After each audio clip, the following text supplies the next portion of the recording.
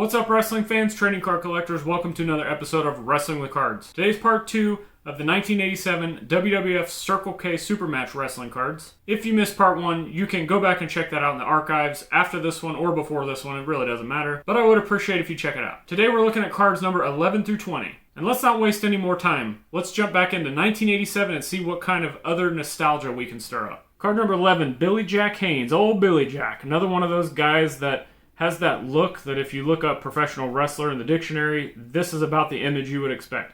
Although, maybe not the best gear. I don't like the hat, and this satin jacket look isn't really for him, I don't think. Plus, his gear's covering up his physique. But he always looked like $1,000,000, super intense guy. And even though his WWF stint was only for a few years, he is memorable to me.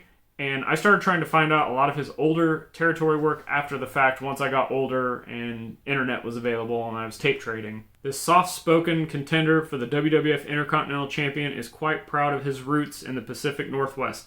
Oregon is prominently displayed on his trunks. This Portland native is a superb physical condition and stands 6'2", 246 pounds. A former amateur boxer and bodybuilder, Haynes puts his strength to work with his trademark full Nelson to devastate opponents. Card number 12, Junkyard Dog. LJN alert, again. Yet another card that looks like the LJN figures we all used to love. That being said, JYD to me was definitely more of a character I liked as a kid, but as an adult, I understand why he got over with the crowd.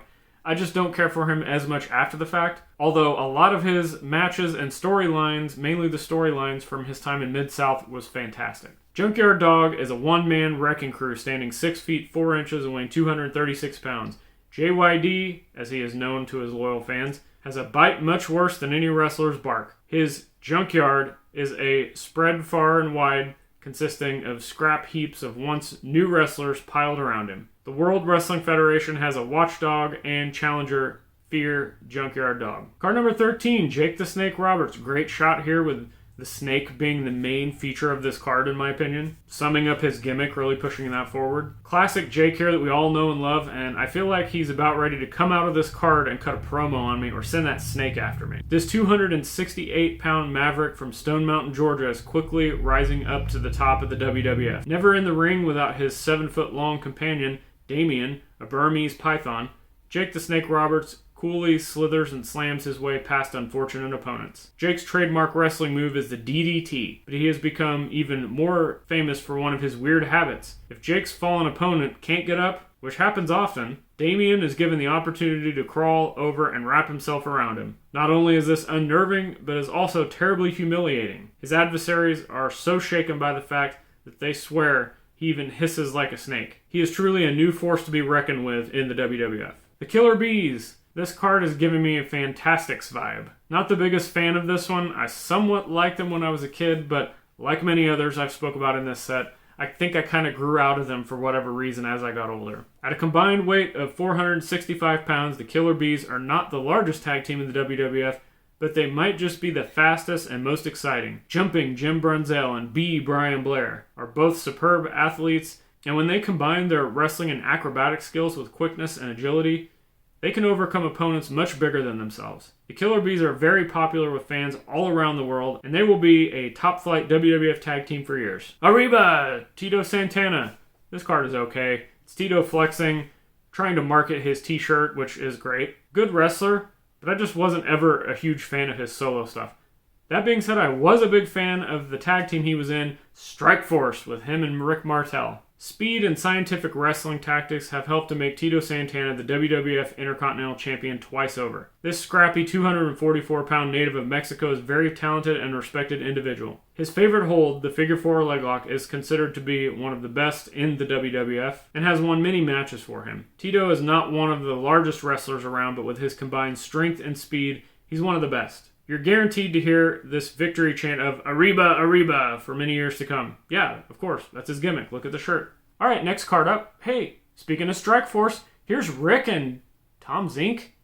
Oh, Can-Am connection. I was way off. Wasn't ever a huge fan of this team. I always loved Rick Martel, as I said, but Zink, meh. Canadian Rick Martel from Quebec City, Canada, and American Tom Zink from Minneapolis, Minnesota bring to the World Wrestling Federation top talent from both sides of the border to make up one of the world's most successful tag teams. Although not related, these finely tuned physical specimens bear a striking, there we go, the Strike Force reference again, resemblance to each other. With a combined weight of 466 pounds, this acrobatic combination is sure to contend for the WWF Tag Team title. Next up, card number 17, Andre the Giant, the Big Man. Love this one. Appears to be very similar, if not the exact same image used on his 1987 Topps card and sticker. You can't go wrong with Andre though, especially with the photos they used in this just menacing glare. Generally known as the 8th wonder of the world at 7 foot 4 inches tall, weighing 525 pounds, Andre is a world traveler many times over. He makes lives miserable for his opponents with a foot to the face. Until WrestleMania 3, he was undefeated for several years in the ranks of the WWF. Card number 18, Elizabeth, Miss Elizabeth. This is the image of Liz that most probably associate her with.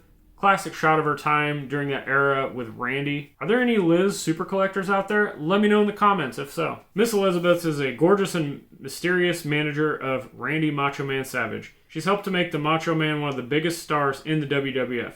This confirms the fact that he made the right decision when he chose Elizabeth as his manager. WWF fans are still not sure what her true relationship is to Savage, however. One thing is for certain. She adores her, quote, Macho Man. He treats her badly and doesn't show her the respect most wrestlers show their managers. Yet she takes it all in stride. Perhaps Miss Elizabeth has her own plan for the future and deserves more credit than we give her. The British Bulldogs. So this is just a so-so card for me. First off, the image.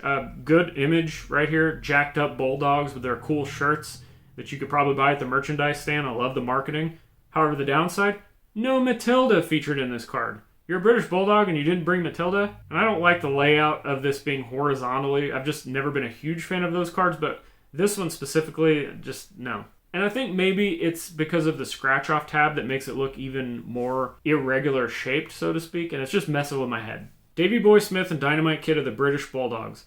They're a tremendously exciting tag team from the United Kingdom that combines speed, power, and acrobatics, as has never been done before in the ring. With their amazing talent and skill, they continually change maneuvers so quickly and in such unusual combinations that they are almost impossible to defend against. The Bulldogs have met and defeated the strong competition they have come to the US in search of. These boys from Britain are the latest export from English shores and are proud additions to the ranks of the WWF. Card number 20, Iron Sheik, Sheiky Baby. We couldn't get out of this set without mentioning Sheik, right? Great image, great pose, but what would have been awesome is if we could have gotten a picture of him doing his Persian Club workout, but it definitely could be worse. Iran's gift to professional wrestling, the Iron Sheik stunned the entire sports world when he won the WWF title in 1983. You like how it says sports world and not sports entertainment world? Interesting note there. He held the title for a month before defeat at the hands of Hulk Hogan. He proudly waves his nation's flag before his matches. The Iron Sheik's camel clutch is the most crippling hold.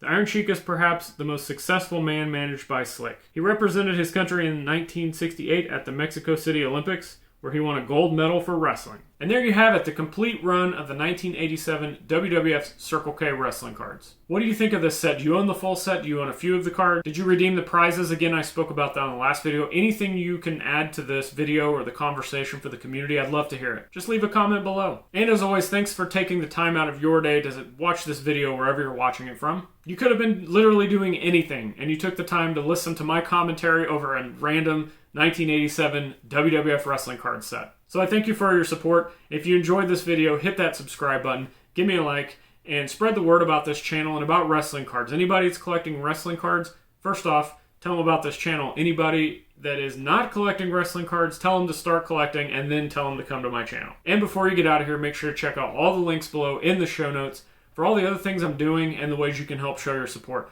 Patreon's down there. Join that community. The Wrestling with Cards and Worlds Collide podcasts are down there. My eBay store. All kinds of other stuff down there. Just check it out before you get out of here. But until next time, click the videos on the screen for more great wrestling card content, and I'll see you there.